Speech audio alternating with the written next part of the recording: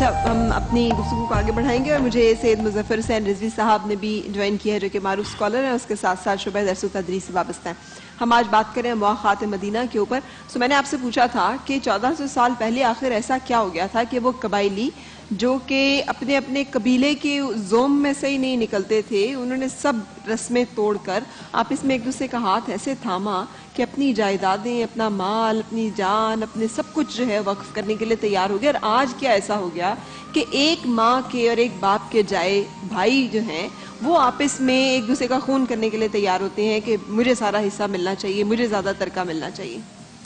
کہ ان کو تو دو جہانوں کی نعمتیں مل گئی تھیں، ان کو تو اللہ کے نبی مل گئے تھے اور چہرہ مصطفیٰ دیکھ کر وہ سارے صحابی بن گئے تھے، لہذا ان کی شان کا کیا کہنا۔ انہوں نے تو رسول مکرم صلی اللہ علیہ وسلم کی انگشت مبارک سے چاند کو دو ٹکڑے ہوتے ہوئے دیکھا، سورج کو واپس پلٹتے ہوئے دیکھا، اور آپ کی انگلیوں سے انہوں نے پانی کے چشمے جاری ہوتے ہوئے دیکھا، پسینہ مصطفیٰ کی خوشبو سے مدینہ منورہ کی گلیوں کو مہکتے ہوئے دیکھا، اور انہیں تاجدار کائنات صلی اللہ علیہ وسلم کو آنن فانن شب معراج جاتے اور پھر واپس آتے ہوئے دیکھا۔ انہوں نے آقا کریم علیہ الصلوۃ والتسلیم کے سینہ اقدس پر وحی کے وقت جو کیفیات ہوتی تھی، نزول وحی کی ان کیفیات کو براہ راست مشاہدہ کیا، براہ راست دیکھا، اور وہ تو خوش نصیب لوگ تھے کہ جنہوں نے جبرائیل امین کو ادب سے دو زانو ہو کر بارگاہ مصطفیٰ میں بیٹھے ہوئے دیکھا۔ لہذا وہ کیوں نہ یہ کرتے۔ میں یہ سمجھتا ہوں کہ جو کچھ انہوں نے کیا وہ یقیناً تاریخ انسانیت کے لیے ایک نادر الوقوع واقعہ، ایک محیر العقول واقعہ ہے، لیکن بینگ اے مسلم جب میں سوچتا ہوں، میں سمجھتا ہوں کہ یہ انہوں نے کوئی بہت بڑا کمال نہیں کیا۔ جب آقا کریم علیہ الصلوۃ والتسلیم کی ذات بابرکات ان میں موجود تھی تو یقیناً ایسا ہی ہونا چاہیے تھا۔ ایک تابعی نے صحابی سے پوچھا، یہ بتائیے کہ رسول مکرم صلی اللہ علیہ وسلم کو تم نے کہاں رکھا؟ انہوں نے کہا کہ ہم نے تو آقا کریم علیہ الصلوۃ والتسلیم کو ہر وقت اپنے سے برتر رکھا، بلند رکھا۔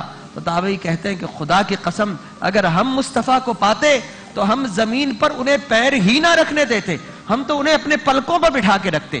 تو بعد والوں کے جذبے ہیں نا، تو یقیناً یہ وہ جذبے تھے رسول مکرم صلی اللہ علیہ وسلم۔ اور جب آقا کریم علیہ الصلوۃ والتسلیم مدینہ منورہ تشریف لائے تو صحابہ کرام جو مہاجرین تھے لٹے پٹے تھے، گھر بار دکان مکان سب کچھ چھوڑا ہے تھے، کس کے لیے؟ رسول مکرم صلی اللہ علیہ وسلم اور اللہ کے لیے۔ وَمَن يَخْرُجْ مِن بَيْتِهِ مُهَاجِرًا إِلَى اللَّهِ وَرَسُولِهِ، کہ ہجرت کرو رسول اور اللہ کی طرف۔ اے رب کائنات، تو ہر جگہ پر ہے، تیرا گھر تو کعبہ وہاں پر ہے۔ تو جواب آتا ہے کہ ہاں یہ کعبہ ضرور میرا گھر ہے، لیکن جو میرا محبوب ہے رہنے والا وہ تو مدینہ منورہ جا رہا ہے، وہاں جاؤ گے تو فقط اکیلا نہیں پاؤ گے، جہاں مصطفیٰ ہوتا ہے وہاں مصطفیٰ کا خدا ہوتا ہے۔ اِلَى اللَّهِ وَرَسُولِهِ کہہ کر اللہ نے قیامت تک کے لیے مہر لگا دی۔ زمین میں پھیل جاؤ اور اپنا رزق تلاش کرو، یہ بھی تو ہمیں بہت کلیئر۔ بالکل۔ اور پھر دیکھیے آپ نے جو بات کی، میں اسی میں تھوڑا اور آگے بڑھاؤں گا، دہرانا نہیں چاہوں گا کہ جب رسول خدا صلی اللہ علیہ وسلم نے مواخات قائم کی تو وہاں پر کیا تھا؟ وہاں پر متضاد اور متصادم گروہ تھے، وہاں پر منافق بھی تھے، مومن بھی تھے، مہاجر بھی تھے، انصار بھی تھے، معاہد بھی تھے، مخالف بھی تھے، وہاں پر منافق بھی تھے، یہود بھی تھے، نصارہ بھی تھے، سب قسم کے طبقات موجود تھے۔ لیکن رسول خدا صلی اللہ علیہ وسلم نے دو کام وہاں جا کر کیے۔ پہلا تو یہ کہ پیکٹ آف مدینہ، میثاق مدینہ آپ نے کیا، اور یہودی جوز جتنے بھی تھے، عیسائی تھے، وہ سب یہ کہتے کہ رسول خدا صلی اللہ علیہ وسلم ہمارے منصف ہیں، ہمارے حکم ہیں، ہم نے ان کو اپنا جج بنا لیا ہے، اب جو بھی فیصلہ کریں گے آپ کریں گے۔ اور پھر اس کے بعد مواخات مدینہ جب آپ نے قائم کی، جس طرح آپ نے فرمایا کہ صحابہ کرام، انصار صحابہ کرام نے اپنا مال، اسباب، متاع، یہاں تک کہ اپنے گھر میں بھی 2 حصے کر دیے اور آفر کر دی۔ کتنی بڑی آفر ہے، کتنی بڑی آفر ہے کہ اے میرے بھائی، اگر تو چاہے تو میں ایک کو ڈیورس دے کر، تو چاہے تو میں تجھے اس سے بھی حصہ دے سکتا ہوں۔ یہ تاریخ انسانیت میں ایسی دوسری ایگزامپل نہیں ہے، اس لیے کہ انسان اپنے گھر میں ایک پوزیشن رکھتا ہے کہ غیرت کا مادہ ہوتا ہے، لیکن وہ رسول خدا صلی اللہ علیہ وسلم کے لیے سب کچھ لٹا دیا کرتے تھے۔ اچھا مظفر صاحب، آپ کو بھی شامل گفتگو کرنا چاہوں گی، اور سوال وہی، ڈاکٹر صاحب نے اور بہت سارے ہمیں نکات کی طرف اشارہ کیا، لیکن بیسک سوال بھی یہی تھا کہ آج کیوں نہیں ہم، آخر تعلیمات وہی ہیں، آخر ہمارے اسلاف وہی ہیں، آخر ہم وہیں سے ہی تمام اگزامپلز موٹیویشنز لیتے ہیں تو کیوں آج بھائی بھائی کا دشمن ہے؟ آج ہم اپنا مال کیوں نہیں اس طرح سے ایک دوسرے کے ساتھ اوپنلی شیئر کرنے کے لیے تیار ہوتے؟ اس لیے کہ اللہ کی رضامندی اور خوشی اسی میں ہے. تو آج کیوں ہم اتنے تنگ دل ہو گئے ہیں اس کے بارے میں؟ اور پھر اگر ایسی گھروں میں معاملات ہوں تو اس کے لیے آپ کیا سجیسٹ کریں گے کہ پھر کیسے اس کو بہتر کیا جائے؟ بریک کے لیے رکنے کے بعد ہم یہیں سے اپنا سلسلہ جوڑیں گے.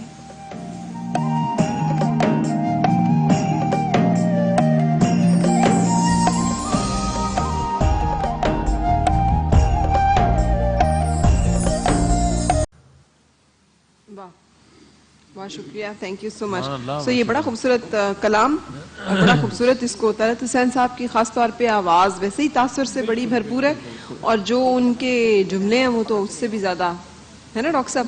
جی ہاں ماشاء انسان کو اللہ, وہ جو تحت اللفظ پڑھا ہے طلعت صاحب نے وہ بھی کمال ہے ماشاء اللہ. انہوں نے جو اس کو موسیقی کے انداز میں جو ترجمانی کی ہے الفاظ کی, اللہ سائیں, وہ جو ہمارے قدیم سندھ کا غالباً ایک سانگ ہے, اسی کو آپ نے اسی انداز سے پڑھا تو بڑا منفرد اور اچھوتا اور بہت دل پر اثر. سندھی زبان میں اگر اسے مطلب تھوڑا سا گنگنایا جائے تو یہ کیا ہوگا؟ ٹیڑی پوندانا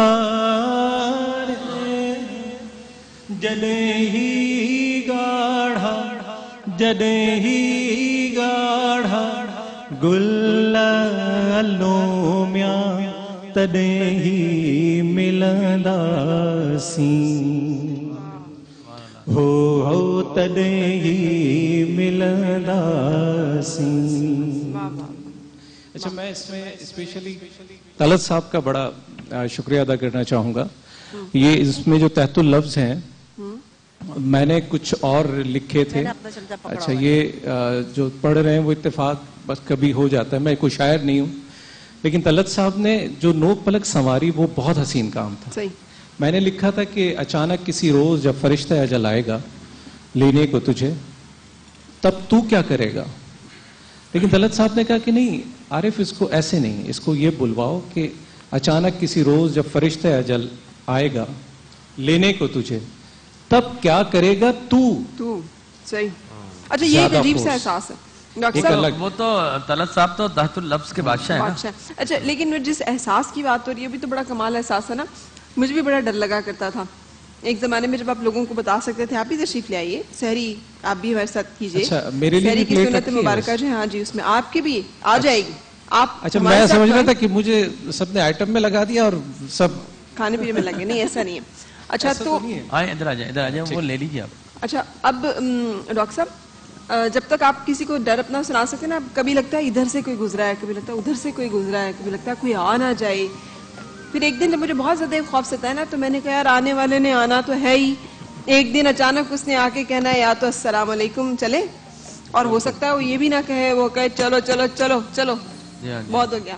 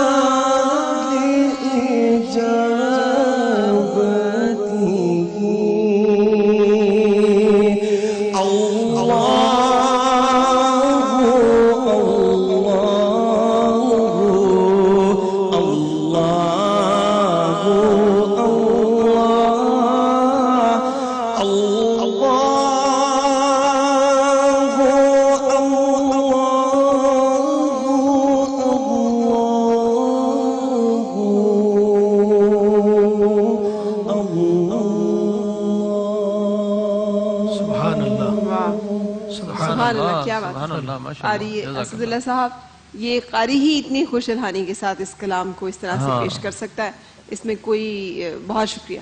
آپ نے آج کا سب سے روح پرور جو کلام ہے وہ آپ سے ہمیں سننے کو ملا. جزاک اللہ. مطلب کیا یہ ایک پرانا کلام جو کہ ہم سنتے چلے آئے، اور جب بھی ہم اللہ تعالیٰ کا یہ کلام سنتے ہیں تو ایک خاص کیفیت جو ہے وہ قاری وہی ظفر صاحب نے تو اس کو کمال پڑھا، بہت کمال پڑھا. کیا خوبصورت. وہ بھی قاری ہیں. ہاں، تو وہ جس طرح قرات کے اصول ہے قاف عین حا، جو یہ مخارج وسط حلق سے نکلتے ہیں، ان کو ایک قاری ہی ادا کر سکتا ہے. بالکل.